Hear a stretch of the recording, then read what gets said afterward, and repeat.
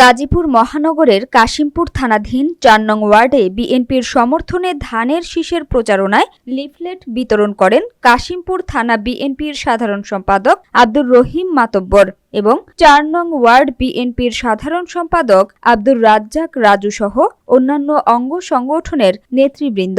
বিস্তারিত থাকছে গাজীপুর থেকে মোহাম্মদ মমিনুল ইসলামের প্রতিবেদনে।